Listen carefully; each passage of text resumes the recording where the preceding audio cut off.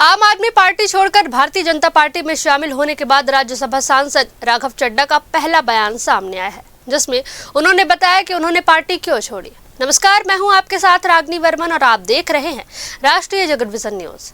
राघव चड्ढा ने कहा कि आम आदमी पार्टी में काम करने का माहौल खराब हो गया था और वहां खुलकर बोलने और काम करने की आजादी नहीं थी। उन्होंने आरोप लगाया कि पार्टी अब कुछ लोगों तक सीमित हो गई है जो निजी फायदे के लिए काम कर रहे हैं। उन्होंने यह भी कहा कि अगर 7 सांसदों ने पार्टी छोड़ी है तो यह सोचना जरूरी है कि क्या सभी गलत हो सकते हैं।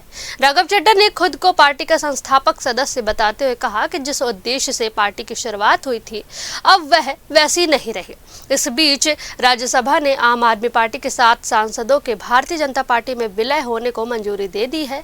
इसके बाद राघव चड्ढा, अशोक मित्तल, विक्रमजीत साहनी, हरभजन सिंह, डॉक्टर संदीप पाठक, स्वाति मालीवाल और राजेंद्र गुप्ता अब आधिकारिक तौर पर बीजेपी के सांसद बन गए हैं।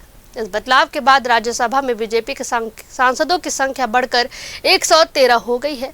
तो आज ये वीडियो उनके लिए और उन लोगों के लिए भी जिन लोगों ने शायद मेरी प्रेस कॉन्फ्रेंस नहीं देखी। दोस्तों, पॉलिटिक्स में आने से पहले मैं एक प्रैक्टिसिंग चार्टर्ड अकाउंटेंट था। मेरे सामने एक बेहतरीन करियर था, लेकिन मैं उस करियर को छोड़कर पॉलिटिक्स में आया।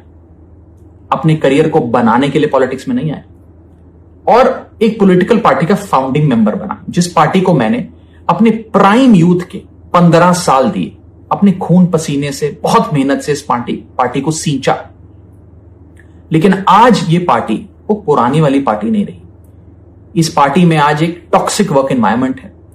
आपको काम करने से रोका जाता है, पार्लियामेंट में बोलने से रोका जाता है और ये पॉलिटिकल पार्टी आज चंद करप्ट और कॉम्प्रोमाइज लोगों के हाथ में फंसकर रह गई है, जो अब देश के लिए नहीं, अपने निजी पर्सनल फायदे के लिए काम करते हैं।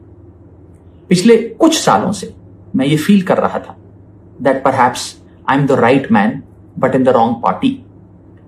और इसी के चलते मेरे सामने सिर्फ 3 ऑप्शंस थे। पहला ऑप्शन कि मैं पॉलिटिक्स ही छोड़ दूं। दूसरा ऑप्शन कि मैं इसी पार्टी में रहूं और चीजें ठीक करने की कोशिश करूं, जो कि हुआ नहीं।